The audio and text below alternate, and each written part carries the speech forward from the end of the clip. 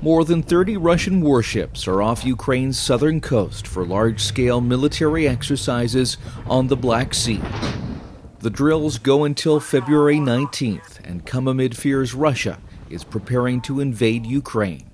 A vast area along almost all of Ukraine's Black Sea coastline has been closed down by Russia. This type of closing, it's the first time in the history, and this concentration of the naval ships, it's really unprecedented. Ukraine's shipping routes on the Sea of Azov and the Black Sea pass right through the red zones that Russia initially closed for its naval drills. These live-fire training areas are just off the coast of the Crimean Peninsula, territory Moscow seized from Ukraine in 2014. After a protest by the Ukrainian government, the restrictions on the Sea of Azov were lifted, but those on the Black Sea have stayed in place. This exercise is really, I would say, strange. Former Ukrainian Navy Captain Andrei Ryzhenko is concerned the Russian naval drills could be a rehearsal for a possible maritime assault. Missile cruisers, submarines, and a total of 11 landing ships are taking part in the exercises. If Russia were to launch an attack, there would be some warning signs, says Ryzhenko. First of all, it will be massive use of electronic warfare, jammers. They just jam all kind of communication. Secondly, probably will be like air assault. They need to deactivate, to devastate our critical infrastructure. For this, they need the sabotage team, special operation team, and this can be indicators.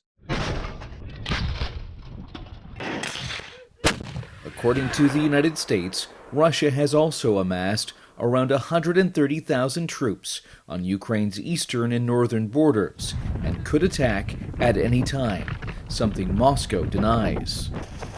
Russian President Vladimir Putin is demanding guarantees that Ukraine never be allowed to join the NATO military alliance. But that has been rejected by the West. With the threat of a possible invasion looming, police and security forces in Ukraine's southern Kherson region held their own exercises. In the port city of Odessa, civilians took part in defense training. At a local market, people were calm but concerned. Не хотелось бы, конечно, чтобы война была на нашей территории. Зачем? Вроде бы все мирные, все нормальные люди, здравые. Зачем эта война нам? Ну, естественно, это не война, это политические там разборки. Каждый хочет себе что-то урвать куш, а мы тут страдаем. Ukraine's tiny navy would be unable to repel a Russian attack.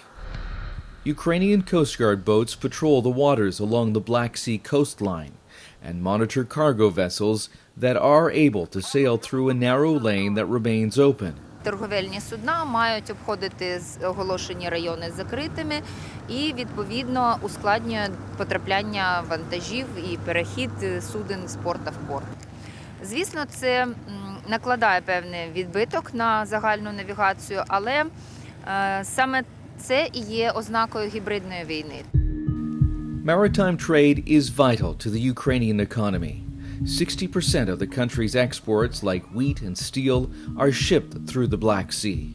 For every month that its sea lanes are blockaded, Ukraine could lose up to $5 billion, or 3% of its GDP, according to a study by the Kyiv School of Economics. Потому что одна из реальных рисковых сценариев для Украины это то, что Россия начнет, так сказать, удушать Украину с морской стороны, прижимать к берегу и перекрывать морские пути.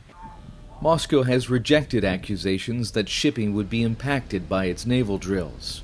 As of February 15th, maritime traffic maps showed a few merchant ships were continuing to sail through the restricted zone. It's still navigation through this area. It's very interesting what Russia will do to stop, because it's not Ukrainian ships actually.